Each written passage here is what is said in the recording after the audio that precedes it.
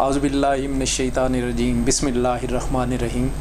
ناظرین، آج میں آپ کی ملاقات اپنے انتہائی پیارے دوست اور ایک ادبی شخصیت، اخلاقیات کی جو اعلیٰ خوبیاں ہیں وہ ان میں کوٹ کوٹ کر بھری ہیں، اور دوستوں کے دوست ہیں، اور جس سے دوستی کرتے ہیں، جس سے ایک بار مل لیتے ہیں تو دوبارہ اس کی خواہش ہوتی ہے کہ وہ ضرور ان سے ملاقات کرے۔ تو ناظرین، میں چاہتا ہوں کہ میں اپنے اتنے اچھے دوست جو ہیں ان کو آپ سے نہ چھپاؤں، بلکہ آپ کی جو ہے ان سے ملاقات کرواؤں۔ تو آج میں اپنے پیارے دوست عبدالستار عاجز صاحب سے آپ کی ملاقات کروانے جا رہا ہوں۔ ستار صاحب السلام علیکم۔ وعلیکم السلام عباس صاحب۔ بڑی خوشی ہوئی کہ آج جو ہے وہ ہم ایک بار پھر بیٹھے اور وہی جو معاشرے کی ادبی گفتگو ہے اس پر اپنے چند لمحے گزارے۔ تو ستار صاحب، سب سے پہلے میں آپ سے یہ سوال کروں گا تاکہ ہمارے ناظرین کو آپ بتائیں کہ آپ نے اپنے نام کے ساتھ جو ہے وہ عاجز کا تخلص لگایا ہے۔ جی، تو اور بھی بہت سارے تخلص تھے، تو آپ نے عاجز کو ہی کیوں چنا؟ میں سمجھتا ہوں ویسے صاحب کہ انسان کے اندر جو سب سے اعلیٰ ایک کوالٹی ہونی چاہیے، جو خصوصیت ہونی چاہیے، وہ عاجزی ہے۔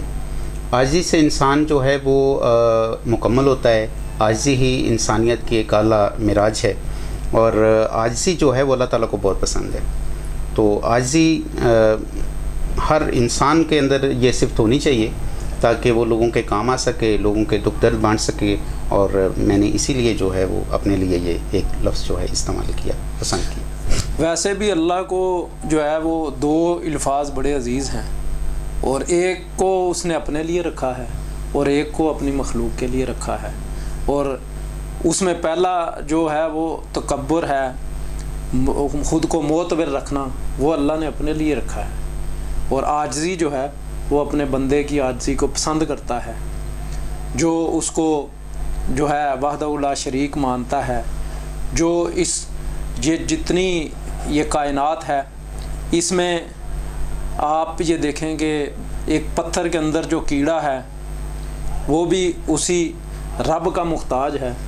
جہاں دنیا کی کوئی ٹیکنالوجی، دنیا کے کوئی جدید سے جدید ترین کیمرے جس پتھر کے اندر داخل نہیں ہو سکتے، جب ہم اسے توڑتے ہیں تو عاجز صاحب اس میں سے کیڑے نکلتے ہیں، اور ان کیڑوں کو بھی وہ رزق دیتا ہے۔ بے شک۔ تو میں سمجھتا ہوں کہ بڑے جو وصف کے لوگ ہیں تو یہ ان کی باتیں ہیں۔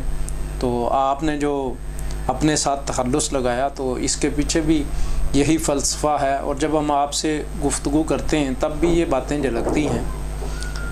آپ بے شمار محاذ ہیں جن پہ آپ سفر رہتے ہیں، اور میں سمجھتا ہوں آپ جہاد کرتے ہیں، کیونکہ آپ کو کچھ صحت کے بھی مسائل ہیں، اور بیماری کے حوالے سے آپ ایک جو بیماری جسے سنگین بیماری کہیں اس سے آپ اس وقت لڑ بھی رہے ہیں۔ تو اگر آپ کو میں ایک بہترین استاد کہوں تو وہ بھی بے جا نہیں ہوگا، کیونکہ آپ کی تربیت سے بے شمار طلباء اس وقت دنیا کے اچھے اچھے میدانوں میں موجود ہیں، اور وہ طلباء جو ہیں وہ جب آپ انہیں دیکھتے ہوں گے، ان کو کامیابی جو ہے سر کرتے ہوئے دیکھتے ہوں گے تو آپ کو خوشی ہوتی ہوگی۔ الحمدللہ جی، میں سمجھتا ہوں سب کہ جب بھی کوئی بچہ جو میرے پاس پڑھتا رہا ہے وہ میری اولاد کی طرح ہے، اور جس طرح ماں باپ کو اپنی اولاد کی کامیابیاں بہت عزیز ہوتی ہیں، بہت پیاری ہوتی ہیں، ایسے جب میں کبھی اپنے کسی طالب علم کے بارے میں سنتا ہوں کہ وہ کسی اعلیٰ عہدے پر یا کسی بھی درجے پر ملک و قوم کی خدمت کر رہا ہے تو مجھے بہت زیادہ خوشی ہوتی ہے۔ الحمدللہ اس وقت بہت سارے جو طلباء طالبات ہیں وہ مختلف میدانوں میں ملک و قوم کی خدمت کر رہے ہیں، اور یہ جس طرح والدین کے لیے ایک اعزاز ہے، استاد کے لیے بھی ایک بہت بڑا اعزاز ہے کہ اس کے پڑھائے ہوئے بچے جو ہیں، جو طالب علم ہیں، وہ ملک و قوم کی خدمت کر رہے ہیں، اور اس کے لیے بہت بڑا اعزاز ہوتا ہے۔ آج کے دور میں استاد کو کیسا ہونا چاہیے؟ آج کے دور میں سمجھتا ہوں کہ استاد کو جو ہے وہ بہت زیادہ جو ہے ایک علم والا ہونا چاہیے، اس کے پاس علم ہونا چاہیے. جب تک اس کے پاس علم نہیں ہے وہ تب تک بچوں کی تربیت نہیں کر سکتا. اور ایک استاد جو ہے وہ ایک بہت بڑی تربیت گاہ ہے. اور جس طرح آپ دیکھتے ہیں کہ اس وقت پورے ملک کے اندر اگر سب سے بڑا کچھ فقدان ہے تو وہ یہ ہے کہ اخلاقیات کی کمی ہے. اگر استاد کا ایک بحثیت استاد اگر وہ خود اخلاقیات کے اعلیٰ درجے پہ فائز ہے تو وہ بچوں کے لیے ایک بہترین تربیت گاہ ثابت ہو سکتا ہے. میں سمجھتا ہوں کہ آج کے جو استاد ہیں ان کا علم تو اپنی جگہ ضرور ہوگا، ان کے پاس ڈگریز تو ہوں گی، لیکن اس کے ساتھ ساتھ جو عملی میدان میں ہیں وہ اس طرح اس علم کو لے کے وہ کامیاب نہیں ہیں. اپنے علم کو لے کے وہ کوئی عملی طور پر لوگوں کے سامنے بہتر طریقے سے ایک نمونے کی صورت میں جو نہیں آتے. اور یہی وجہ ہے کہ پھر ان کے جو طالب علم ہیں، جو ان کے بچے ہیں جو ان کے پاس پڑھتے ہیں، ان میں بھی بہت زیادہ اس بات کی کمی ہوتی ہے کہ علم تو ہوتا ہے لیکن اخلاقیات جو ہے وہ ان کے پاس نہیں ہوتی. اور انسان کی جو سب سے بڑی معراج ہے وہ اخلاقیات ہیں. علم کا اگر کوئی بہترین جو ہمیں ملتا ہے، یوں کہہ لیں کہ پھل ملتا ہے، وہ اخلاقیات ہیں. اگر علم ہم صرف اس لیے حاصل کرتے ہیں کہ ہم کوئی نوکری حاصل کر لیں یا کوئی پیسہ کما لیں تو وہ علم نہیں ہے. وہ تو سمجھیں کہ ایک آپ لوگ کاروبار کر رہے ہیں، بچے کو ایک مشین بنا رہے ہیں اور وہ معاشرے میں جا کے وہی کام کر رہا ہے جو آپ نے اس کو سونپ دیا. لیکن اگر آپ اخلاقیات بچوں کو سکھاتے ہیں اور ان کو بہترین انسان بناتے ہیں، چاہے وہ کوئی درس گاہ ہے، چاہے کوئی استاد ہے، وہ بچوں پہ محنت کرتا ہے، تو اس کے لیے بہترین جو کام ہے وہ اخلاقیات ہے. اسے چاہیے کہ بچوں کے اخلاقیات کو بہتر کریں تاکہ وہ جب معاشرے میں جائیں، سوسائٹی میں جائیں تو بہتر طریقے سے جو ہے نا وہ سوسائٹی کے کام آ سکیں، بہتر طریقے سے جو ہے وہ لوگوں کے مسائل حل کر سکیں، اور معاشرے میں امن ہو، اور معاشرے میں محبت ہو، بھائی چارہ ہو، اور لوگ جو ہیں وہ انسانیت کے ایک اعلیٰ درجے پہ فائز ہو. اور یہ صرف اخلاقیات کی ہی صورت میں ہو سکتا ہے. اگر ہم لوگ صرف اس کو تعلیم جو ہے وہ ایک کاروبار کے طور پہ لے کے چلتے ہیں تو پھر اخلاقیات ہمیں کہیں نظر نہیں آتی. آپ نے دیکھا بھی ہوگا کہ اس وقت جو چاہے وہ کوئی درسگاہ ہے یا چاہے وہ کوئی معاشرے کا کوئی بھی حصہ ہے، گھر ہے، بازار ہے، کوئی بھی جگہ ہے، ہمیں اخلاقیات کا بہت زیادہ فقدان نظر آتا ہے. اور لوگ ہمیں جو ہے وہ نفسا نفسی کی صورت میں نظر آتے ہیں، مار دھاڑ کرتے ہوئے نظر آتے ہیں، بھاگ دوڑ کرتے ہوئے نظر آتے ہیں. سکون نہیں ہے، امن نہیں ہے، محبت نہیں، پیار نہیں ہے، اور بس ایک طوفان ہے کہ جو بڑھتا چلا جا رہا ہے. اور اس کو روکنے کے لیے ہمیں اخلاقیات کو فروغ دینا ہوگا اور بچوں کو اخلاقیات کا درس دینا ہوگا. اور یہ ایک استاد کی ذمہ داری ہے.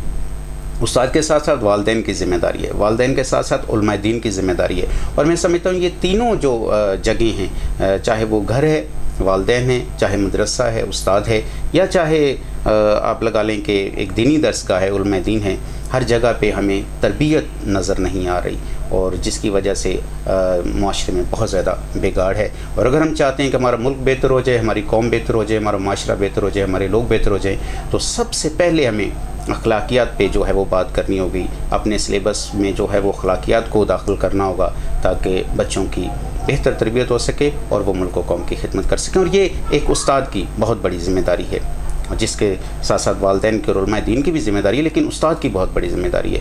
اور استاد کو ہو سکتا ہے کہ میں کچھ غلط نہ کہنے والا ہوں، استاد کو اپنی حدود و قیود کا پتہ ہونا چاہیے. اس کو اپنی حد سے آگے نہیں بڑھنا چاہیے، ایک حد میں رہ کے اسے اپنا کام کرنا چاہیے. اس وقت معاشرے میں بگاڑ کی ایک بہت بڑی وجہ یہ بھی ہے کہ استاد کو اپنی حدود و قیود کا پتہ نہیں ہے.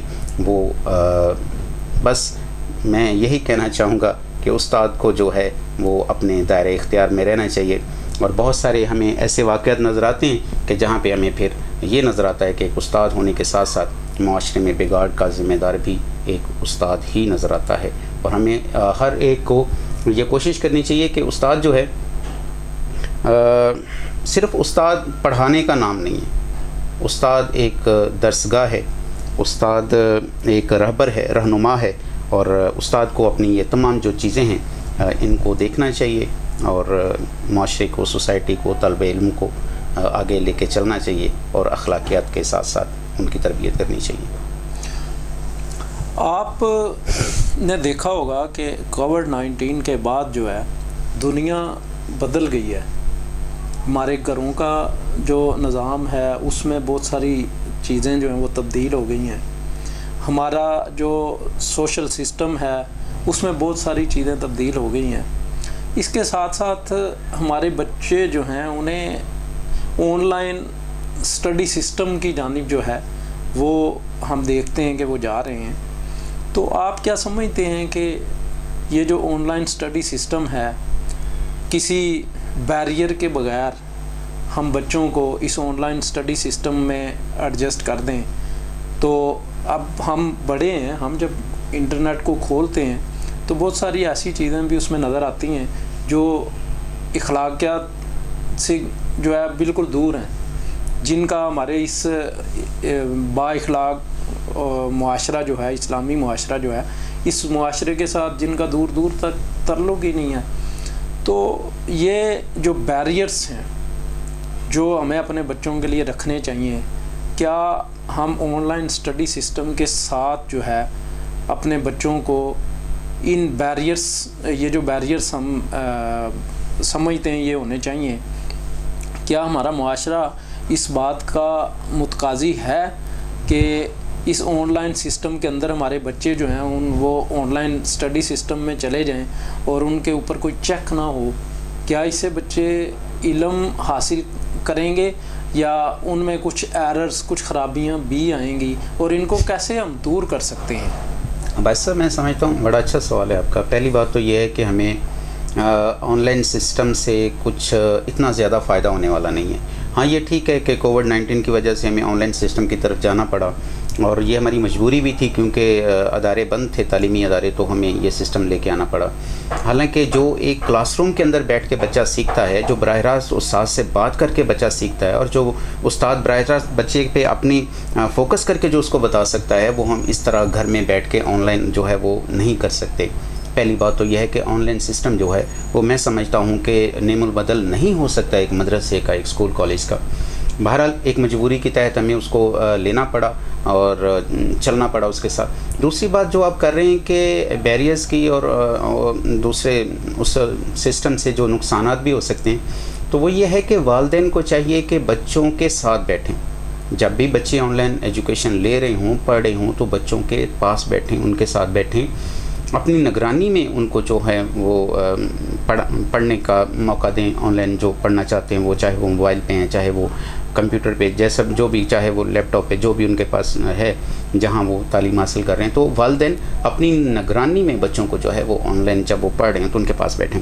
دوسری بات یہ ہے کہ کسی بھی چیز کا جو ہے وہ استعمال غلط اور صحیح دونوں طرح سے ہو سکتا ہے. اب یہ پھر وہی اخلاقیات پہ بات آ جاتی ہے باسی صاحب کہ آپ نے بچوں کو تربیت کیا دی ہے, ایک استاد نے اپنے بچوں کو سکھایا کیا ہے, سوسائٹی نے بچے کو دیا کیا ہے. اگر تو بچے کی اخلاقیات بگڑ چکی ہیں, سوسائٹی بہتر طریقے سے بچوں کو وہ کچھ نہیں دے سکتی جو اس کو دینا چاہیے تھا, وہ مینیج نہیں کر سکی, یا والدین جو ہیں, ماں باپ جو ہیں, وہ بچے کو وہ نہیں دے سکے جو ان کو دینا چاہیے, جو ان کا حق تھا بچے کا, جو اس کو سکھانا چاہیے تھا, نہیں تو پھر بچہ بجا طور پہ بے روی کا شکار ہو سکتا ہے, اور وہ میڈیا کا جو ہے, سوشل میڈیا کا جو ہے وہ غلط استعمال کر سکتا ہے, اور وہ مطلب کہ بے روی کی طرف جا سکتا ہے. تو یہ والدین جو ہیں ان کو چاہیے کہ بچوں پہ چیک رکھیں, اور اگر بچے کو تنہا چھوڑ دیں گے اور اس کو کہیں گے ٹھیک ہے یہ لو بھیا, یہ ہم نے آپ کو ایک ڈیوائس لا کے دے دی, یہ کمپیوٹر, موبائل اور یہ لیپ ٹاپ دے دی ہے, اب اس کو استعمال کرو, تو وہ اپنی مرضی سے پھر کرے گا. پھر جس طرح کی اس کی تربیت ہے وہ اسی طرف جائے گا. وہ آپ یہ نہیں سوچ سکتے کہ ہاں بھی اب اس سے موبائل یا کمپیوٹر یا لیپ ٹاپ دے دیا تو اب وہ کوئی نعت سن رہا ہوگا, نعت شریف سن رہا ہوگا, ہو سکتا ہے میں بھی کوئی گانے یا فلم لگا کے بیٹھا ہو. تو اس طرح ہے کہ اگر والدین پاس ہوں گے تو پھر اس پہ ایک چیک رہے گا, اور والدین کو کبھی بھی بچوں کو مطلب کہ اکیلا نہیں چھوڑنا چاہیے کہ وہ اکیلے بیٹھ کے سوشل میڈیا کا یوز کر رہے ہوں, ساتھ بیٹھنا چاہیے. باقی اگر آپ آن لائن اسٹڈی کی بات کر رہے ہیں تو میں سمجھتا ہوں کہ وہ نعم البدل نہیں ہے جو ہم ایک کلاس روم میں بیٹھ کے استاد کو براہ راست ہم سنتے ہیں یا اس سے پڑھتے ہیں, وہ اس کا نعم البدل نہیں ہو سکتا. میں نے ستار صاحب دیکھا کہ آپ کے ساتھ رفاقت میری جو ہے وہ کافی سالوں پر محیط ہے. ہم نے اس معاشرے کو اتنی تیزی سے بدلتے دیکھا ہے کہ اگر ہم اپنے سے پیچھے جو ہے وہ چیک کریں تو میں یہ کہہ سکتا ہوں کہ ہم اس سے کوئی 3 گنا زیادہ تیزی سے اس معاشرے میں بدلاؤ آیا ہے. اور اس معاشرے کے اندر یہ بدلاؤ, یہ ہماری جو یہ گلوبل ولیج جو ہے, یہ جو انٹرنیٹ جو ہے, یہ ٹیکنالوجی جو ہے, اس کی وجہ سے یہ بدلاؤ آیا ہے. اس میں کوئی شک نہیں کہ اس کے فائدے بھی بہت ہیں. آج آپ یہ دیکھیں کہ اگر ہمارے بچے کو ٹیوٹر میسر نہیں ہے, اس نے انگلش کے کسی ٹاپک پہ, کیمسٹری, فزکس, بایو, میتھ کوئی بھی ہو, اس پہ کسی ٹاپک پہ اسے پرابلم ہے تو وہ دنیا کے کسی بھی بہترین ٹیچر سے لیکچر لے سکتا ہے. اسی طرح ہم جس ایج میں ہیں, ہمیں اپنے مزید آگے ریسرچ کے لیے اگر کوئی ہمیں انفارمیشن چاہیے تو ہم گوگل پہ ود ان سیکنڈس جو ہے اس کو ڈھونڈ لیتے ہیں. تو فائدے تو بہت زیادہ ہیں اور نقصانات کم ہیں. یہی بات میں اب سب کر رہا تھا کہ آپ اس کا کسی بھی چیز کا اچھا اور برا دونوں طرح کے استعمال ہو سکتے ہیں, لیکن یہ تربیت پہ منحصر ہے کہ والدین نے اپنے بچوں کو تربیت کیا دی ہے. کیا انہوں نے ان پہ اپنا چیک رکھا ہوا ہے؟ ان کو پتہ ہے کہ اس کے بچے کی جو ہے وہ سوسائٹی میں کس طرح کے لوگوں کے ساتھ بیٹھتا ہے, اس کی سوچ کیا ہے, اس کے مزاج کیا ہیں, اس کے رجحانات کیا ہیں, عادات کیا ہیں, تو اسی کے مطابق پھر وہ آگے بڑھے گا. اگر والدین کو اپنے بچے کے بارے میں کچھ بھی نہیں پتہ کہ اس کا اٹھنا بیٹھنا کن لوگوں کے ساتھ ہے, اس کا مزاج عادات کیسی ہیں, تو پھر وہ اس کو بہتر طریقے سے گائیڈ نہیں کر سکتے. ایسا نہیں ہے کہ آپ نے بچے کو آزاد کر دیا اور آپ اس سے آپ اچھے نتائج بھی مطلب مانگ رہے ہوں. تو اچھے نتائج تو بچہ تب ہی دے گا جب آپ اس کو گائیڈ کریں گے, رہنمائی کریں گے, ساتھ لے کے چلیں گے. ورنہ والدین اگر کہیں کہ بس ہم ان کو اپنے بچے کو دنیا جہان کی جو ہیں وہ چیزیں تو لا کے دے دیں گے اور اس سے اچھے نتائج بھی مطلب کہ توقع کریں گے, ایسا ہو نہیں سکتا. تو مطلب کسی بھی چیز کا اچھا اور برا دونوں استعمال ہیں. اسی آپ انٹرنیٹ سے دنیا جہان کی سرچ کر سکتے ہیں, دنیا جہان کے موضوعات پہ علم حاصل کر سکتے ہیں. جیسے آپ نے بہت بہتر بات کی کہ ہم اسے ہر طرح کے جو ہے کسی بھی جو بھی آپ کا سبجیکٹ ہے اس کے حوالے سے آپ اس سے گائیڈ لے سکتے ہیں. لیکن اگر بچہ آپ کی نگرانی میں ہے تبھی, یا بچے کی تربیت اس طرح سے ہوئی ہے کہ وہ سیکھنا چاہتا ہے تبھی. اگر بچے کی تربیت ایسی نہیں ہے تو پھر وہ کیا دیکھ رہا ہے, کس طرف جا رہا ہے, اس کا پھر کچھ نہیں کہا جا سکتا.